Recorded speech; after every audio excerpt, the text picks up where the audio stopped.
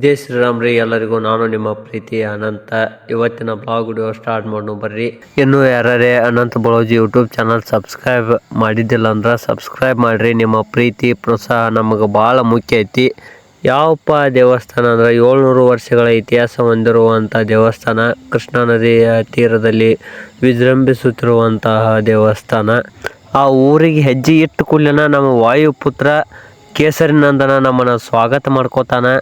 ಅದು ಯಾವ್ರಂತೀರಿ? ಅದ ರೀ ಮುತ್ತೂರ. ಬಾಗಲಕೋಟೆ ಜಿಲ್ಲಾ ಜಮಖಂಡಿ ತಾಲೂಕಿನ ಒಂದು ಪುಟ್ಟ ಗ್ರಾಮ ಮುತ್ತೂರ. ಆದ್ರೆ ಈ ಊರು ಮಾತ್ರ ಚಿಕ್ಕದೈತಿ. ಇಲ್ಲಿಯ ದೇವಸ್ಥಾನ ವೈಭವ ಬಹಳ ದೊಡ್ಡದೈತಿ. ಹಂಗ ಪವಾಡನು ಭಾಳ ದೊಡ್ಡದೈತಿ. ಮುತ್ತೂರು ಮಹಾಲಕ್ಷ್ಮಿ ಬಗ್ಗೆ ನಾವು ಇವತ್ತು ಹೇಳಕ್ಕೆ ಬಂದಿದ್ದೀವಿ. ಪ್ರತಿ ವರ್ಷ ಜನವರಿ ತಿಂಗಳಲ್ಲಿ 14-15 ಮಕರ ಸಂಕ್ರಾಂತಿ ದಿನ ಈ ದೇವಸ್ಥಾನದ ಬಹಳ ದೊಡ್ಡ ಪ್ರಮಾಣದಲ್ಲಿ ಜಾತ್ರೆ ನೆರವೇರುತ್ತದೆ. ಆ ಜಾತ್ರೆ ವೈಭವ ತುಂಬ ಅದ್ಭುತವಾಗಿರ್ತೈತಿ.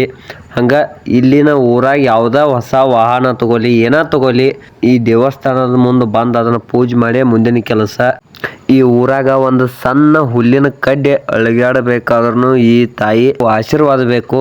ಮುತ್ತೂರು ಊರಲ್ಲಿ ಒಂದು ಸಣ್ಣ ಮನೆತನ ಇರ್ತದೆ. ಶ್ರೀಪಾದ ಎಂಬ ಕೊಲ್ಲೂರು ಮಹಾಲಕ್ಷ್ಮಿಯ ಪರಮ ಭಕ್ತನಾದ. ಪ್ರತಿ ಅಮಾವಾಸ್ಯೆಗೊಮ್ಮೆ ಕುದುರೆ ಮೇಲೆ ಕೊಲ್ಲಾಪುರಕ್ಕೆ ಹೋಗಿ ತಾಯಿ ದರ್ಶನ ಪಡ್ಕೊಂಡ ತಿರುಗಿ ಮತ್ತೆ ಮುತ್ತೂರ್ಕ್ ಬರ್ತಿರ್ತಾನ. ಹಂಗ ಸರಿ ಸುಮಾರು ತುಂಬಾ ವರ್ಷಗಳಿಂದ ಅದ ಪದ್ಧತಿ ನಡೆದಿರ್ತೈತಿ. ಅವಂಗೂ ಬರ್ತಾ ವಯಸ್ಸಾಕತಿ, ಹೋಗು ಸ್ವಲ್ಪ ಕಠಿಣ ಆಗಾಕತ್ತೈತಿ. ಆದ್ರೂ ಒಂದು ಅಮಾಸಿಗೆ ಹೋಗಿರ್ತಾನ. ಆಗ ಇವನ ಪ್ರಜ್ಞೆ ತಪ್ಪಿ ಕೊಲ್ಲಾಪುರ ಮಹಾಲಕ್ಷ್ಮಿ ಗುಡಿ ಹೊರಗಡೆ ಬೀಳ್ತಾನಿವ. ಹಂಗ ಮನುಷ್ಯನೊಳಗು ಮರಗಾಕ್ತಿರ್ತಾನಂತ. ಇನ್ನು ನಾ ತಾಯಿ ದರ್ಶನ ಪಡೆಯೋದು ಆಗಂಗಿಲ್ಲ ಅಂತೇಳಿ ಇವನ ಭಕ್ತಿಗೆ ಮೆಚ್ಚಿ ಕೊಲ್ಲಾಪುರ ಮಹಾಲಕ್ಷ್ಮಿ ಪ್ರತ್ಯಕ್ಷ ಆಗ್ತಾಳ. ನೀನು ಇಷ್ಟು ಕಷ್ಟಪಟ್ಟು ನಾನು ನೋಡಕ್ ಬರೋದು ಬೇಡ, ಇನ್ನು ನಾನ ನಿಮ್ಮ ಊರಿಗೆ ಬರ್ತಾನಂತ ಹೇಳಿ ಅಭಯಹಸ್ತ ನೀಡ್ತಾಳ. ಶ್ರೀಪಾದನಿಗೆ ಕೊಟ್ಟ ಮಾತಿನಂತೆ ಶ್ರೀಪಾದನ ಮನೆಯಲ್ಲಿ ಸಾಲಿಗ್ರಾಮ ರೂಪದಲ್ಲಿ ನೆಲೆಸಿದ ತಾಯಿ ಕೆಲವು ವರ್ಷಗಳ ನಂತರ ಉದ್ಭವ ಮೂರ್ತಿಯಾಗಿ ಬೇರೆ ಜಾಗದಲ್ಲಿ ಉದ್ಭವ ಆಗುತ್ತಾಳೆ. ಅಲ್ಲಿ ದೇವಸ್ಥಾನ ಕಟ್ಟಿ ಜನರೆಲ್ಲ ಸೇರಿ ಪೂಜಿಸಲು ಪ್ರಾರಂಭ ಮಾಡ್ತಾರ. ಹಂಗ ಒಂದು ದಿನಕ್ಕೆ 3 ಸಲ ಪೂಜೆ ಆಕತಿ ತಾಯಿದ. ಮುಂಜಾನೆ, ಮಧ್ಯಾಹ್ನ, ಸಂಜೆ 3 ಸಲ ಪೂಜೆ ಆಕತಿ. 3 ಸಲ ಒಂದೊಂದು ಅವತಾರ ಬೇರೆ ಬೇರೆನ ಇರ್ತೈತಿ. ಇಷ್ಟ ಈ ದೇವಸ್ಥಾನದ ಇತಿಹಾಸ.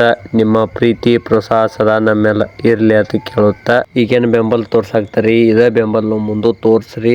ಧನ್ಯವಾದಗಳು. ಇನ್ನು ಮುಂದಿನ ವಿಡಿಯೋದಾಗ ಸಿಗೋನು. ನನಗತ ನಾವು ವೇಟ್ ಮಾಡ್ರಿ. ವಿಡಿಯೋ ಲೇಟ್ ಆಗಕ್ಕೆ ಕ್ಷಮೆ ಯಾಚಿಸ್ರಿ ಅಂತ ಕೇಳುತ್ತಾ